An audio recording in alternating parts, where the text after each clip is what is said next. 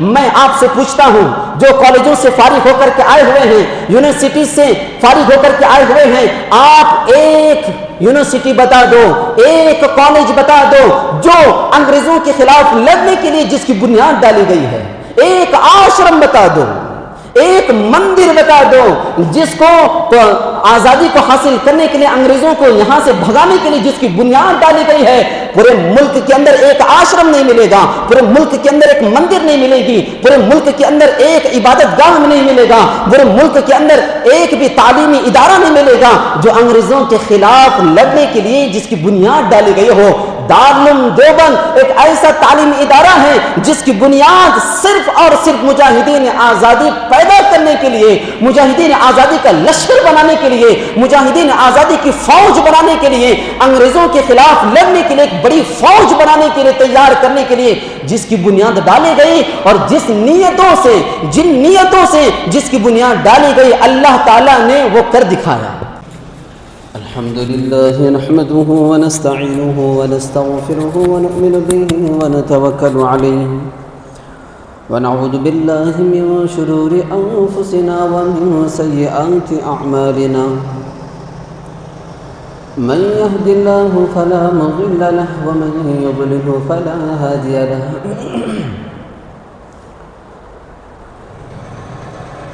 ونشهد أن لا إله إلا الله وحده لا شريك له ونشهد أن سيدنا ونبينا وحبيبنا وشفيعنا ومولانا محمدا عبده ورسوله أما بعد فأعوذ بالله من الشيطان الرجيم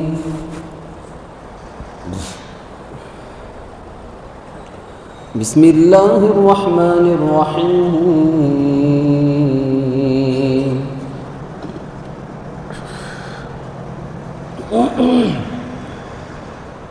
فمن يعمل مثقال ذرة خيرا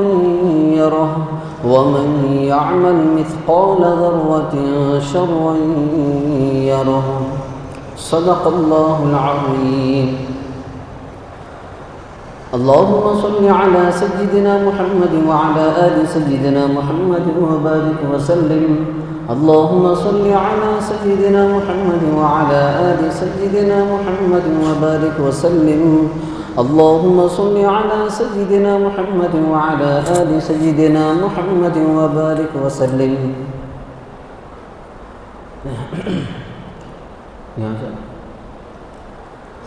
محترم حاضرین کرام، بزرگان دین، نوجوانان اسلام، گلشن نعمانی کے شگفتہ پھولوں، پردہ نشین امت کی مائیں، بہنیں، بیٹیاں،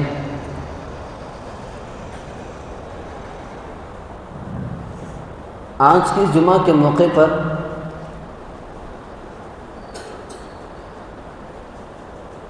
تاریخ کے اوراق کی روشنی میں موجودہ حالات کو مد نظر رکھتے ہوئے مجھے جس عنوان اور ٹاپک پر بات کرنا ہے، عرض کرنا ہے، معروضات پیش کرنا ہے، وہ ہے اس ملک کو آزاد کرانے میں انگریزوں سے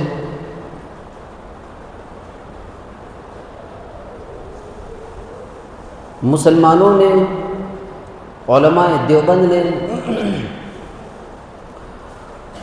کیا کیا قربانیاں دی ہیں، کیا کیا جانوں کے کتنے جانوں کا نذرانہ پیش کیا ہے، اور کتنی محنت، مشقت، مصیبتیں، آزمائشیں جھیلی ہیں، کیا کیا سیکریفائسز ہیں،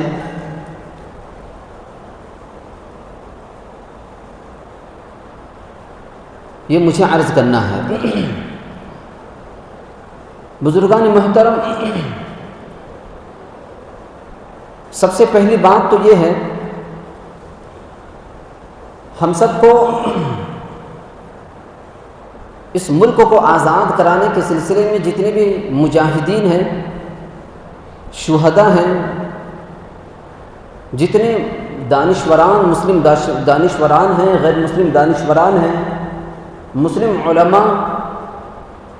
اور عوام اور خواص ہیں، ان کے حالات کو ہمیں یاد رکھنے کی ضرورت ہے۔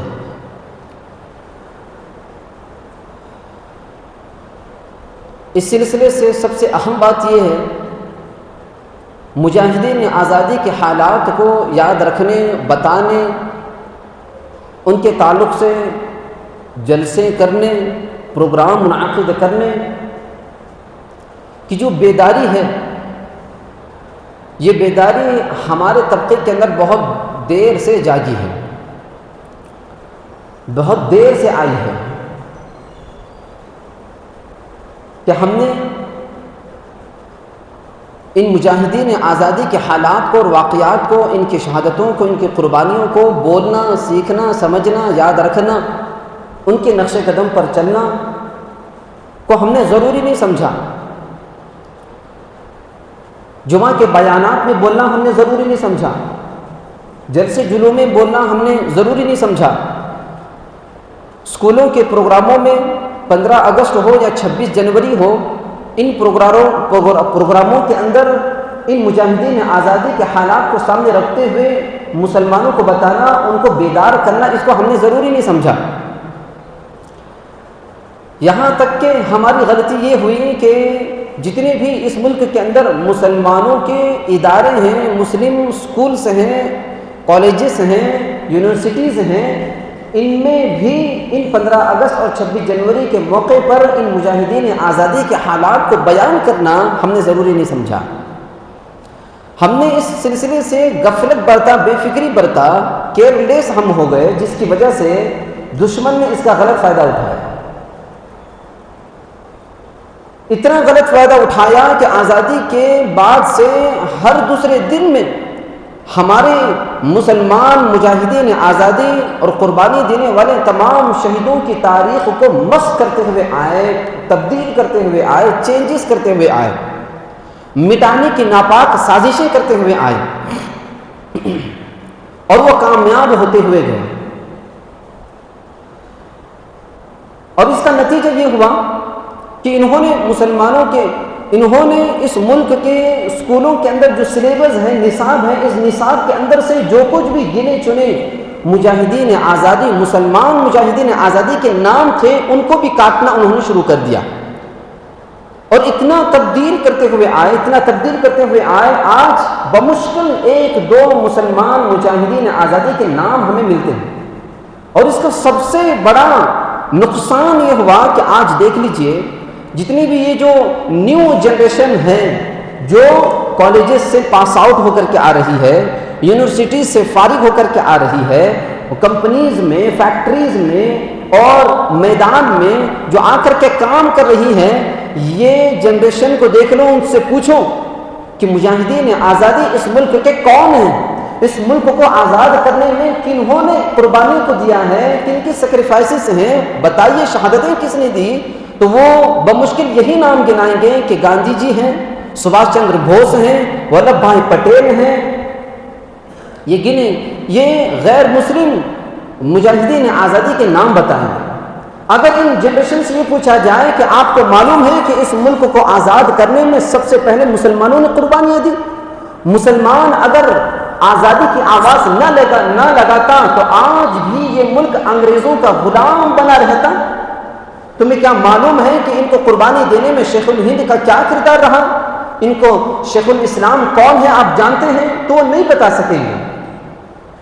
اس لیے کہ جن اسکولوں سے، جن کالجوں سے یہ پڑھے ہوئے ہیں، وہاں ان کا تذکرہ تک نہیں ہے، ذکر تک نہیں ہے کہ ان کی قربانیاں اس ملک کو آزاد کرنے میں کیا کیا رہی۔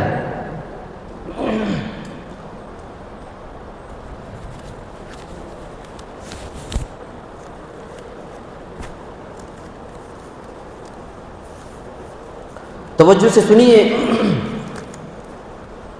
اور دوسری بات یہ ہے، اس ملک کو آزاد کرنے میں، آزادی کو حاصل کرنے میں یہ جو وقفہ لگا ہوا ہے وہ صرف 2 یا 3 دن کا نہیں، بلکہ مکمل 200 سال کا عرصہ گزرا ہے اس ملک کو آزاد کرنے میں، آزادی حاصل کرنے میں۔ اس ملک کی آزادی یوں ہی نہیں ملی کہ دو آدمی لڑ رہے تھے، ان کے درمیان صلح کر لی گئی اور پھر ملک آزاد ہو گیا، ایسا نہیں ہوا۔ ایسا نہیں ہوا کہ کشتی چل رہی تھی، سب کے سب سوار تھے، ڈوب رہی تھی، دو آدمی اس میں سے نیچے اتر گئے، ایک مہاتما گاندھی نیچے اتر گئے، سبھاش چندر بوس نیچے اتر گئے، جس کی وجہ سے وہ کشتی بچ گئی اور ملک آزاد ہوا، ایسا نہیں ہوا۔ بلکہ اس ملک کو آزاد کرنے میں جانوں کا نذرانہ پیش کیا گیا، خون بہایا گیا ہے۔ اس ملک کی دھرتی کو، اس ملک کی سرزمین کو مسلمانوں نے اپنے خون سے بھگا دیا ہے، اپنے خون سے اس کو جذب کیا ہے، اتنی قربانیاں ہوئی ہیں، اور وہ بھی پورا 200 سال کا عرصہ گزرا ہے۔ تیسری بات اس سلسلے سے یہ ہے، اس ملک کو آزاد کرانے میں اگر مسلمان آواز نہ اٹھاتا تو پھر یہ ملک کبھی آزاد نہ ہوتا۔ آپ دیکھ لیجئے، سب سے پہلے جو انگریز اس ملک کے اندر انٹری کیا وہ 1601 عیسوی میں کیرلا کے راستے سے آیا، ایسٹ انڈیا کمپنی کے نام پر تجارت کے غرض سے وہ داخل ہوا، اور پھر اس کے بعد ایک ایک سٹیٹ پر، ایک ایک ملک پر قبضہ کرتا ہوا گیا، یہاں تک کہ کلکتہ تک پہنچا، اور کلکتہ میں سب سے پہلے اس انگریزوں کی ناپاک سازشوں کے خلاف ان سے جنگ کرنے کے لیے سب سے پہلے جس نے آواز اٹھائی وہ ہے نواب سراج الدولہ، جس نے 1756 عیسوی میں فلاسی کے میدان میں کلکتہ کے اندر اس نے جنگ لڑی۔ پھر اس کے بعد اپنی ہی غداروں کی وجہ سے، اپنی ہی چاپلوسوں کی وجہ سے، اپنی ہی قوم کے چاٹو کارتا لوگوں کی وجہ سے وہ جنگ سراج الدولہ کو شکست سے دوچار ہونا پڑا، ہارنا پڑا، انگریز اور مضبوط ہو گیا۔ اور پھر اس کے بعد 1756 کے بعد پھر یہ سلسلہ چلتا رہا، وہ اور مضبوط ہوتا ہوا گیا، یہاں تک کہ اس کی نظر کرناٹکا میں پڑی۔ حضرت ٹیپو سلطان شہید رحمۃ اللہ علیہ اس سے جنگ کرنے کے لیے آگے آگے آئے، یہاں تک کہ 4 جنگیں لڑی، 3 جنگیں ہوئی، بڑی بڑی جنگیں ہوئی، حضرت ٹیپو سلطان شہید رحمۃ اللہ علیہ لڑی، اور تینوں جنگوں کے اندر بہت بری طرح سے انگریزوں کو شکست کا سامنا کرنا پڑا۔ چوتھی مرتبہ جب جنگ ہوئی تو یہ انگریز بڑی شاطرانہ چال سے، بڑی مکرانہ چال سے، بڑی چالاکیوں کے ساتھ اس نے چوتھی جنگ لڑی، اور حضرت ٹیپو سلطان شہید رحمۃ اللہ علیہ کے وزراء کو، ان کے لوگوں کو، ان کے ماننے والوں کو خرید لیا، ان کے قریبی لوگوں کو خرید کر چوتھی جنگ لڑی۔ تو حضرت ٹیپو سلطان شہید رحمۃ اللہ علیہ کو اپنی ہی چاپلوسوں کی وجہ سے، اپنی ہی قوم کے غداروں کی وجہ سے، ضمیر فروشوں کی وجہ سے، زر خریدوں کی وجہ سے ان کو یہ چوتھی جنگ بھی بہت بری طرح سے شکست کا سامنا کرنا پڑا، جس کی وجہ سے وہ ہار گئے۔ لیکن حضرت ٹیپو سلطان شہید رحمۃ اللہ علیہ ہارتے ہارتے، مرتے مرتے، انتقال ہوتے ہوتے، شہید ہوتے ہوتے اس ملک کو انگریزوں سے پاک کرنے کے لیے، دور کرنے کے لیے، اس ملک کو آزادی حاصل کرنے کے لیے جب وہ لڑ رہے تھے تو انہوں نے وہ تاریخی جملہ کہا حضرت ٹیپو سلطان شہید رحمۃ اللہ علیہ نے، کہ جو لوگ، اور یہ جملہ انہوں نے کیوں کہا وہ بھی سن لیجئے، انہوں نے یہ جملہ یہ کہا کہ گیدڑ کی 100 سالہ زندگی سے شیر کی 1 دن کی زندگی بہتر ہے۔ یہ جملہ حضرت ٹیپو سلطان شہید رحمۃ اللہ علیہ کو کہنے کی کیوں ضرورت پڑی؟ اس وجہ سے ضرورت پڑی کہ اس ملک کے اندر، اس زمانے کے اندر کئی ایسے لوگ تھے، کئی ایسے چھوٹے موٹے وزیر تھے، کئی ایسے چھوٹے موٹے سرمایہ کار تھے، لوگ تھے جو انگریزوں کی چاپلوسی کو قبول کرنے کے لیے، انگریزوں کی غلامی کو قبول کرنے کے لیے وہ قبول تھے، سامنے تھے، جس کی وجہ سے انہوں نے یہ جملہ کہہ کر پورے ملک کے اندر ایک فضا عام کر دی، چاہے جو بھی ہو جائے، مرنا پڑے، سلطنت کھونا پڑے، اپنے وجود کو مٹانا پڑے، انتقال ہونا پڑے، اللہ کے پاس جانا پڑے، لیکن پھر بھی غلامی کو قبول مت کرو، یہ انہوں نے میسج پورے ملک کو دے دیا تھا۔ اس کے بعد جب 1799 کے اندر یہ جنگ ہوئی حضرت ٹیپو سلطان شہید رحمۃ اللہ علیہ کے ساتھ، اور 1799 کے اندر میسور کے اندر حضرت ٹیپو سلطان شہید رحمۃ اللہ علیہ شہید ہو گئے، سرنگا پٹن کے اندر شہید ہو گئے۔ 1799 کے بعد یہ جنگ، یہ سلسلہ، یہ آزادی کا سلسلہ یوں ہی نہیں تھم گیا۔ علماء کی نظر حضرت ٹیپو سلطان شہید رحمۃ اللہ علیہ پر تھی، علماء کو پتا تھا، وارثین انبیاء کو پتا تھا، ان مدارس میں پڑھانے والے ان بزرگان دین کو، اکابرین اکرام کو پتا تھا کہ جب تک ٹیپو ٹیپو اس ملک کے اندر موجود ہے، انگریز صحیح سے حکومت نہیں کر سکتا تھا۔ اور جب حضرت علماء کرام نے، ان وارثین انبیاء نے دیکھ لیا 1799 کے اندر، جب حضرت ٹیپو سلطان شہید رحمۃ اللہ علیہ بھی آزادی کو حاصل کرنے کے لیے، انگریزوں کو دور بھگانے کے لیے انہوں نے اپنی جان کا نظرہ پیش کر دیا، تو اب علماء کھڑے ہو گئے، اب یہ ایک ٹیپو سے نہیں چلے گا، اب پورے ملک کے اندر ٹیپوؤں کو پیدا کرنا پڑے گا، اب پورے ملک کے اندر سلطانوں کو پیدا کرنا پڑے گا، اب پورے ملک کے اندر آزادی کی روح اور اسپرٹ پھونکنے پڑے گی۔ حضرت شاہ عبد العزیز رحمۃ اللہ علیہ نے 1800 صدی کے بعد انہوں نے ایک فتویٰ جاری کر دیا، دلی کی جامع مسجد میں بیٹھ کر انہوں نے وہ فارسی میں جملہ، فارسی میں جو فتویٰ جو جاری کر دیا، یہ کہا کہ یہ ملک آج سے انگریزوں کی وجہ سے، انگریزوں کی ناپاک چالاکیوں کی وجہ سے، ان کے ناپاک تسلط کی وجہ سے یہ ملک دارالامن سے دارالحرب میں کنورٹ ہو چکا ہے۔ اب یہاں کے ایک ایک باشندے پر، اب یہاں کے ایک ایک مسلمان پر، اب یہاں کے ایک ایک رہواسی پر جہاد کرنا، آزادی کا جہاد کرنا اس پر فرض ہو چکا ہے۔ یہ حضرت شاہ عبد العزیز رحمۃ اللہ علیہ نے فتویٰ جو ہی دے دیا، پورے ملک کے اندر فضا عام ہو گئی، اور یہیں پر وہ نہیں تھمے رہے، اپنے فتویٰ دینے کے بعد اپنے بھانجوں کو تیار کیا، اپنے بھانجے کو تیار کیا، حضرت شاہ اسماعیل شہید رحمۃ اللہ علیہ کو تیار کیا، حضرت سید احمد شہید رحمۃ اللہ علیہ کو تیار کیا۔ ان دونوں شخصیتوں کو پیدا کرنے کے بعد ان دونوں کے ہاتھ میں تحریک کی باغ دوڑ دے دی، اور کہا کہ پورے ملک میں گھوم جاؤ، پورے ملک میں پھر جاؤ، اور پورے ملک کے ایک ایک گوشے گوشے میں، خطے خطے میں جا کر کے، مسلمانوں کی بستی میں جا کر کے ان کو سمجھاؤ کہ تمہیں اب گھروں میں بیٹھنا نہیں ہے، اب تمہیں اپنی دکانوں میں بیٹھنا نہیں ہے، اب تمہیں کھڑے ہونا ہے اس انگریز سے لڑنے کے لیے، ورنہ تم غلام بن جاؤ گی، تمہارا ایمان محفوظ نہیں رہے گا، تمہیں نمازیں پڑھنے کی اجازت نہیں رہے گی، تمہیں اسلام پر آزادی سے چلنا تمہارا ممکن نہیں رہے گا، کھڑے ہونا پڑے گا۔ یہی وقت ہے انگریزوں کو دور بھگانے کے لیے، انگریزوں کی ناپاک تسلط سے اس ملک کو آزاد کرنے کے لیے۔ چنانچہ یہ دونوں کی دونوں شخصیتیں تحریک شہیدین کے نام پر پورے ملک میں چل پھرتے رہے، یہاں تک کہ پورے ملک کے اندر یہ فضا عام ہو گئی، فضا عام ہو گئی۔ 1813 کے اندر ایک بڑی جمعیت کو لے کر حضرت یہ دونوں کی دونوں حضرات، یہ دونوں علماء کرام بالا کوٹ کی پہاڑی پر انگریزوں سے لڑنے کے لیے جب آئے، تو وہاں انگریزوں کی چاپلوسی کرنے والے رنجیت سنگھ نے، اس نے سکھوں کو لے کر کے ان پورے قافلے کے مقابلے میں آ گیا، اور ان سے لڑائی ہوئی، ان سے جنگ ہوئی، اور چونکہ فوج میں قلت تھی، انگریز بہت طاقت میں تھا، تعداد میں تھا، اللہ کو اتنا منظور نہیں تھا، اور دیکھنا تھا کہ ان مسلمانوں سے اور کام لینا ہے، نذرانے لینا ہے، شہادتیں لینا ہے، اللہ کو منظور نہیں تھا۔ وہاں بھی ان دونوں شخصیتوں کو شکست کا سامنا کرنا پڑا، اور وہاں یہ دونوں کی دونوں شخصیتیں اس کے اندر شہید ہو گئے۔ پھر اس کے بعد یہ سلسلہ یوں ہی نہیں تھما، یہاں تک کہ پھر یہ سلسلہ چلتا رہا۔ علماء کرام پریشان تھے اس فتوے کو لے کر، اور اس انگریزوں کو لے کر، اس انگریزی حکومت کو لے کر، اس برطانوی سامراج کو لے کر پریشان تھے، یہاں تک کہ انہوں نے اندر سے اندر اپنے مضبوطی کو گھٹا کرتے رہے، اور جہاں جو بھی ممکن ہے انگریزوں کو نقصان پہنچانے کے لیے کوششیں کرتے رہے، رات کے اندھیروں میں، اور راستوں میں ہتک لگا کر جو بھی ممکن ہوتا وہ کوششیں کیا کرتے تھے، یہاں تک کہ 1857 کی باری آئی۔ 1857 کی باری آئی ہے۔ 1857 کا جب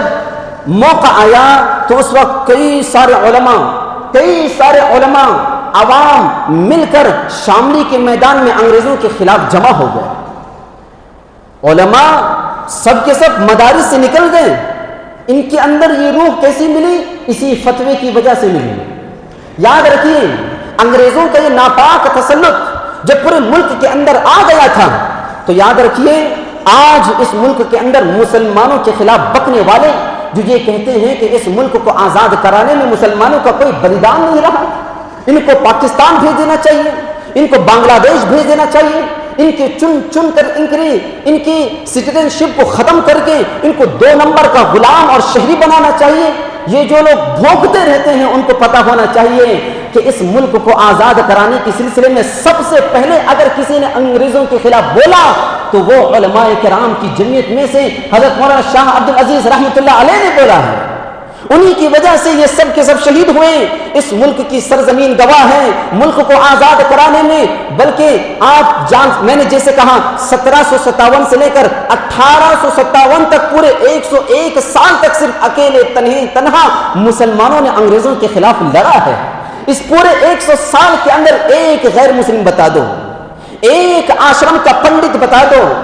ایک مندر کا سادھو بتا دو, ایک دھرم شالے کا ایک کوئی یوگی بتا دو,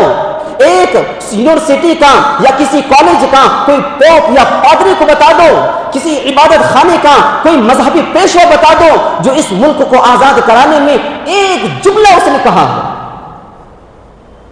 کوئی ٹیچر نہیں ملے گا, کوئی ماسٹر نہیں ملے گا, کوئی کوچ نہیں ملے گا, ایک یونیورسٹی نہیں ملے گی, ایک کالج نہیں ملے گی, ایک اسکول نہیں ملے گا. اس میں انگریزوں کے خلاف اس ملک کو آزاد کرانے میں سب سے پہلے جو آواز اٹھائی ہے یہی علماء کرام کی جماعت ہے, یہی وارثین انبیاء کی جماعت ہے. یہ پورے کے پورے علماء عوام کو لے کر دانشوران کو لے کر پورے 101 سال تک اکیلے تنہا انگریزوں کے خلاف لڑا ہے. اور آج کہتے ہیں کہ تم پاکستان چلے جاؤ, تم کو بنگلہ دیش بھیج دیا جائے گا, یہ تمہاری باپ کی سرزمین ہے. ہمارے باپ داداؤں نے اس ملک کو آزاد کرانے میں خون کو بہایا ہے.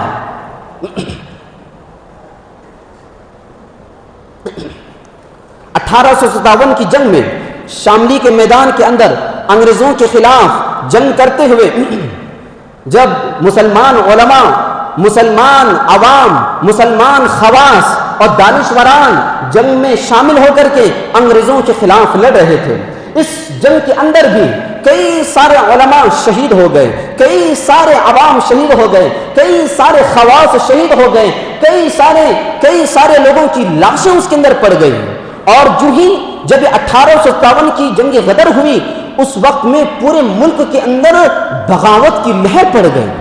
مسلمان تو مسلمان, ہندوؤں کے اندر بھی, غیر مسلموں کے اندر بھی ایک طرح کی اسپرٹ پیدا ہو گئی ان انگریزوں کے خلاف بغاوت کی. جب انگریزوں نے دیکھا یہ 1857 تک پورے 100 سال تک ناک میں دم کر دیا ہے مسلمانوں نے, اگر ہم کو اس ملک کے اندر چین سے اپنی حکومت کو سنبھالنا ہے, اپنی کرسی کو مضبوط رکھنا ہے, تو سب سے پہلے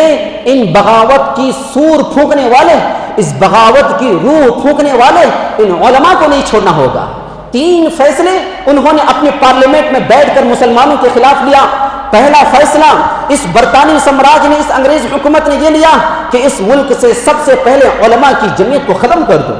دوسرا یہ لیا قرآن مجید ہے ان سے ان کا عقیدہ ہے, یہی قرآن مجید ان کو ہماری غلامی کو قبول کرنے پر مجبور نہیں کر رہی ہے. یہی قرآن مجید ہے جو ان کے ہاتھوں میں علم جہاد کا جھنڈا اور جہاد کا علم بغاوت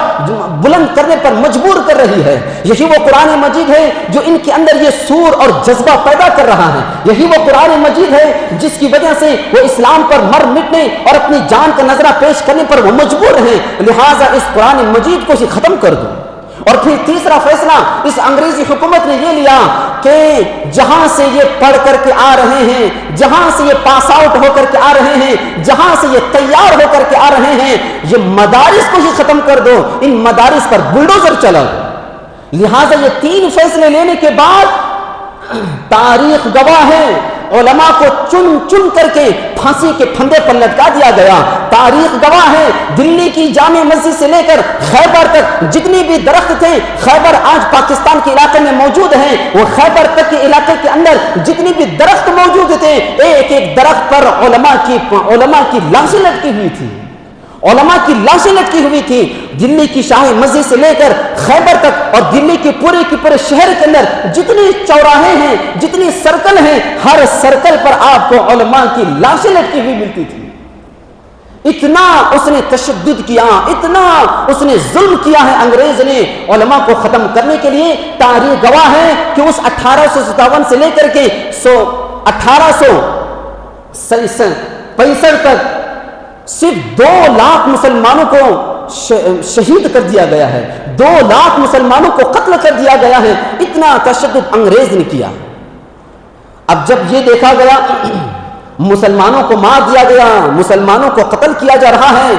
اس سے پہلے، اس فیصلے سے پہلے دلی کی ایک ایک گلی کے اندر، دلی کے ایک ایک محلے کے اندر اور پورے شہر کے اندر، علاقے کے اندر کوئی مسئلہ کسی عالم کو پوچھنا ہوتا تو ہر گلی میں آپ کو عالم دین ملتا۔ قرآن کریم سیکھنا، مکتب پڑھنے کے لیے اگر کوئی مکتب تلاش کرنے کے لیے جاتا تو گلی گلی کے اندر حافظ قرآن، گلی گلی کے اندر عالم دین آپ کو ملتا تھا۔ لیکن یہ فیصلہ لینے کے بعد جب علماء کو تخت دار پر لٹکانے کا سلسلہ شروع ہوا تو پھر اس کے بعد کوئی مسئلہ پوچھنے جاتا تو پورے دلی کے اندر ایک عالم دین نہ ملتا، قرآن سیکھنے کے لیے ایک حافظ قرآن نہیں ملتا۔ اس نے اتنا تشدد کر دیا۔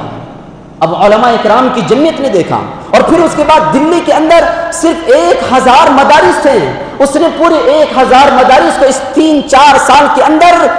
اس کو بھی بلڈوز کر دیا، اس کو منہدم کر دیا۔ جہاں جہاں سے بغاوت کی بو آ رہی تھی اس کو اس نے ختم کر دیا۔ اور پھر اس کے بعد کیا ہوا؟ علماء کرام نے 1857 کے بعد 1867 کے اندر یہ سوچا کہ اب یہ سلسلہ تو ہمیں ہمیشہ جاری رکھنا ہے۔ فوج کے اندر ہتھیار کمی، فوج کے اندر مجاہدین کی کمی ہوتی ہوئی جا رہی ہے، علماء کرام ایک سے ایک شہید ہوتے ہوئے جا رہے ہیں۔ اب ہمیں ایک کام کرنا پڑے گا، ان مجاہدین کو تیار کرنے کے لیے، انگریزوں کے خلاف ان مجاہدین کو بنانے کے لیے ہمیں ایک نیا کام کرنا پڑے گا۔ لہٰذا انہوں نے دارالعلوم دیوبند کی 1867 کے اندر بنیاد ڈالی۔ 1867 کے اندر دارالعلوم دیوبند کی بنیاد ڈالی گئی۔ میں آپ سے پوچھتا ہوں، جو کالجوں سے فارغ ہو کر کے آئے ہوئے ہیں، یونیورسٹی سے فارغ ہو کر کے آئے ہوئے ہیں، آپ ایک یونیورسٹی بتا دو، ایک کالج بتا دو جو انگریزوں کے خلاف لڑنے کے لیے جس کی بنیاد ڈالی گئی ہے۔ ایک آشرم بتا دو، ایک مندر بتا دو جس کو آزادی کو حاصل کرنے کے لیے، انگریزوں کو یہاں سے بھگانے کے لیے جس کی بنیاد ڈالی گئی ہے۔ پورے ملک کے اندر ایک آشرم نہیں ملے گا، پورے ملک کے اندر ایک مندر نہیں ملے گی، پورے ملک کے اندر ایک عبادت گاہ نہیں ملے گا، پورے ملک کے اندر ایک بھی تعلیمی ادارہ نہیں ملے گا جو انگریزوں کے خلاف لڑنے کے لیے جس کی بنیاد ڈالی گئی ہو۔ دارالعلوم دیوبند ایک ایسا تعلیمی ادارہ ہے جس کی بنیاد صرف اور صرف مجاہدین آزادی پیدا کرنے کے لیے، مجاہدین آزادی کا لشکر بنانے کے لیے، مجاہدین آزادی کی فوج بنانے کے لیے، انگریزوں کے خلاف لڑنے کے لیے ایک بڑی فوج بنانے کے لیے، تیار کرنے کے لیے جس کی بنیاد ڈالی گئی، اور جن نیتوں سے جس کی بنیاد ڈالی گئی اللہ تعالیٰ نے وہ کر دکھایا۔ جب بنیاد ڈالی گئی انار کے درخت کے نیچے، ایک استاذ اور ایک شاگرد، استاذ بھی ملا محمود تھا، شاگرد بھی محمود تھا۔ شیخ الہند رحمۃ اللہ علیہ، حضرت مولانا شیخ الہند محمود الحسن شیخ الہند رحمۃ اللہ علیہ، یہ عالم دین وہیں سے فارغ ہو کر جو سب سے پہلے دارالعلوم دیوبند کے اسٹوڈنٹ تھے، وہی جا کر کے تحریک ریشمی الامال انہوں نے قائم کیا۔ یہ میں آپ کو پھر بتاؤں گا۔ 1857 کی جنگ آزادی کے اندر جن علماء نے قربانیاں دی میں آپ کو بتاتا ہوا چلوں، جس میں حضرت حافظ ضامن شہید رحمۃ اللہ علیہ شہید ہو گئے، جس میں حضرت مولانا قاسم نانوتوی نے شرکت کیا، حضرت مولانا رشید احمد گنگوہی رحمۃ اللہ نے شرکت کیا، جس میں حضرت حاجی امداد اللہ مہاجر مکی رحمۃ اللہ نے شرکت کیا، جس میں حضرت مولانا مظہر صاحب رحمۃ اللہ علیہ نے شرکت کیا ہے۔ حافظ ضامن شہید رحمۃ اللہ علیہ کی وہ مزار، وہ قبر آج اس نے اپنے آنکھوں سے دیکھا، تھانہ بھون کے اندر موجود ہے، جس میں لکھا ہوا ہے کہ مجاہدین آزادی حضرت حافظ ضامن شہید رحمۃ اللہ علیہ۔ حضرت مولانا شیخ الحدیث زکریا رحمۃ اللہ علیہ جو فضائل اعمال کے مصنف ہیں، وہ کہتے ہیں، علماء ہند کا شاندار ماضی کتاب میں یہ باتیں لکھی ہوئی ہیں، حافظ ضامن شہید رحمۃ اللہ علیہ کی قبر پر بیل لگی ہوئی تھی، اور اس سے جو پھل نکلتا تھا وہ پھل حضرت زکریا صاحب رحمۃ اللہ علیہ بڑے شوق سے کھایا کرتے تھے۔ وہ یہ کہتے تھے لوگوں سے کہ مجھے اس بیل کے اس پھل میں جنت کی خوشبو آتی ہے، جنت کی لذت مجھے محسوس ہوتی ہے۔ حاجی حضرات حج کے لیے جب جاتے تھے، کیونکہ وہاں وہ قیام پذیر ہوئے تھے، حاجیوں سے کہا کرتے تھے کہ آتے ہوئے اس بیل کے پھل کو لایا کرو، مجھے بہت شوق سے کھانے کا من کرتا ہے، لہذا وہ کھایا کرتے تھے۔ حافظ ضامن شہید رحمۃ اللہ علیہ کی شہادت، اخلاص نیت کے ساتھ ان کی شہادت کو دیکھ لو۔ حضرت مولانا مظہر رحمۃ اللہ علیہ اپنی زندگی کے اندر ہمیشہ، مجھے دیکھیے، ہمیشہ وہ اپنے ہونٹ کو یوں چوسا کرتے تھے، یوں چوسا کرتے تھے. زندگی بھر اس طرح اپنے ہونٹ کو چوسا کرتے تھے. لوگ بار بار پوچھے تھے, اصرار کرتے تھے کہ حضرت آپ آخر, ہم نے اس سے پہلے کبھی نہیں دیکھا, آخر آپ اپنے ہونٹ کو کیوں چوسا کرتے ہیں؟ حضرت مولانا مظہر رحمۃ اللہ علیہ اپنے آخر وقت تک بھی نہیں کہا, آخری عمر میں انہوں نے کہا کہ شاملی کے میدان میں 1857 کی جنگ آزادی کے اندر میں بھی شامل تھا. اس جنگ آزادی کے اندر جو شامل تھا, شاملی کے میدان میں جب ہمیں شکست ملی, کئی علماء کی لاش میدان کے اندر پڑی ہوئی تھی, اور لاشیں جہاں پڑی ہوئی تھی ان لاشوں کے اندر میری بھی لاش پڑی ہوئی تھی, لیکن میرے اندر زندگی کی رمقیں تھی. میں نے خدا کی قسم اپنی آنکھوں سے دیکھا ان پورے لاشوں کو. اللہ کی جانب سے فرشتوں سے, آسمان سے فرشتے اترتے ہیں, اور وہ فرشتے اپنے ہاتھوں کے اندر جنت کا پیالہ, پانی کا پیالہ لیے ہوئے تمام کے تمام لاشوں کو پلا رہے ہیں, منہ لگا لگا کر پیالوں سے پلا رہے ہیں. اور وہ پلا رہے تھے تو آتے آتے وہ پیالہ میرے منہ کو بھی لگ گیا, میں بھی ایک ہی چسکی پی لیا. اتنے میں آواز آئی, ارے لاشوں کو پلانا ہے, شہیدوں کو پلانا ہے, یہ شخص تو ابھی شہید نہیں ہوا ہے, تم جاؤ شہیدوں کو پلاؤ. اتنے میں وہ فرشتہ وہاں سے نکل جاتا ہے اور لاشوں کو پلانا شروع کرتا ہے. جو مجھے اتنی دیر کے اندر وہ جنت کا پیالہ میرے منہ کو جو لگا ہوا ہے, آج بھی میں اس جنت کے اس پیالے کی خوشبو کو, لذت کو آج بھی محسوس کرتا ہوں. یہ ہے ہمارے علماء کرام نے اس ملک کو آزاد کرانے میں اپنی جانوں کا نذرانہ پیش کیا ہے. اور حضرت مولانا مظہر صاحب رحمۃ اللہ علیہ یہ کون شخص پتہ ہے؟ مظاہر العلوم, مدرسہ مظاہر العلوم, یہی انہی اس کے بانی ہیں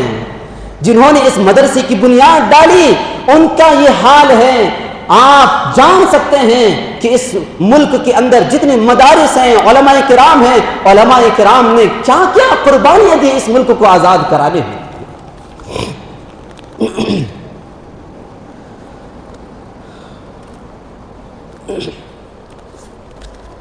حضرت مولانا محمد علی جوہر جو لندن میں رہتے تھے, چونکہ آج ابھی یہ ٹرین چلا ہوا ہے, میں نے سوچا کہ اس کے تعلق سے بھی آپ کے سامنے ایک بات عرض کر دوں. مولانا محمد علی جوہر رحمۃ اللہ علیہ جو کہ مجاہد آزادی ہیں, اور آج رامپور کے اندر ان کے نام پر جو اعظم خان کی یونیورسٹی ہے, ٹرین چلا ہوا ہے کہ اس کو بلڈوز کیا جائے گا, اسے منہدم کر دیا جائے گا. وہ غیر قانونی اس کی تعمیرات ہیں, اس پر گندے لوگوں کی گندی نظریں پڑی ہوئی ہیں. اس کو ختم کرنے کے لیے افسوس مجھے اس وقت ہوا جب میں ایک مسلم نوجوان کا ویڈیو میں نے سنا, اور وہ یہ کہہ رہا تھا کہ آپ اس یونیورسٹی کو بند کر دو, آپ کو اگر چاہے محمد علی جوہر کا نام تبدیل کر دو, لیکن یونیورسٹی کا نام, یونیورسٹی کو باقی رکھو. ارے اس کو میں نے یہی کہا کہ آج کی یہ جو جنریشن ہے انہیں کچھ پتا نہیں کہ اس ملک کو آزاد کرانے کے لیے علماء کرام نے کیا قربانیاں دی ہے. وہ کس زبان سے کہتا ہے کہ محمد علی جوہر کا نام تبدیل کر دو؟ تمہیں پتا ہے محمد علی جوہر کیا ہے اور انہوں نے کیا قربانی دی ہے؟ حضرت مولانا محمد علی جوہر رحمۃ اللہ علیہ ہندوستان میں نہیں, یہاں سے ہجرت کر کے لندن میں چلے گئے تھے, اور ہر دن ان کی انگریزی اتنی بہترین تھی, اتنی بہترین تھی, انگریز بھی صبح کی چائے, ان کے اخبار, ان کے پیراگراف انگریزی کو پڑھ کر چائے پیا کرتا تھا. اتنی فلوئنسی ان کی انگریزی تھی. اور وہ وہاں پر رہتے ہوئے کسی نے ان سے کہا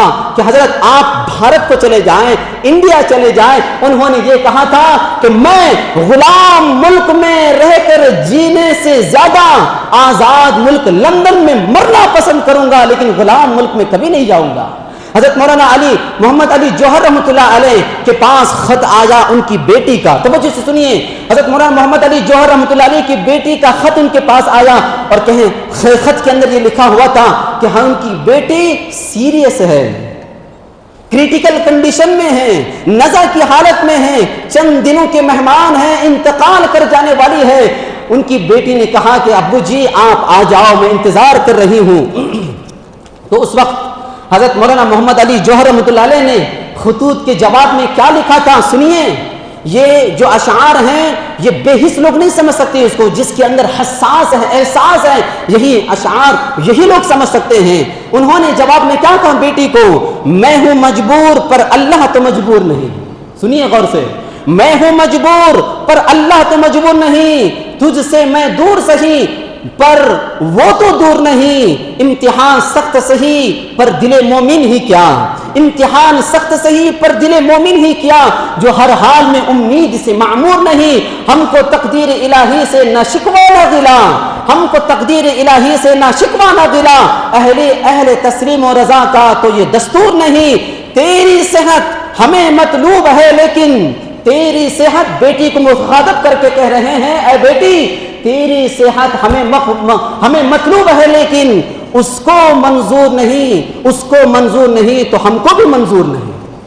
یہ حضرت محمد علی جوہر رحمۃ اللہ علیہ نے جواب میں خط کو بھیجا تھا۔ آپ اندازہ کیجئے، آپ تھوڑا سا غور کیجئے، یہ خط پڑھنے کے بعد بیٹی پر کیا گزری ہوگی، اس کے دل پر کیا گزری ہوگی، اور اس باپ پر جو آزادی کی اسپرٹ لے کر، روح لے کر کے جی رہا تھا، آزادی کا جذبہ لے کر کے جی رہا تھا، اس کے دل پر کیا گزری ہوگی جب بیٹی کا یہ خط آیا ہوا تھا۔ یہ ہے علماء کرام کی قربانی۔ انشاءاللہ آئندہ جمعہ بھی میں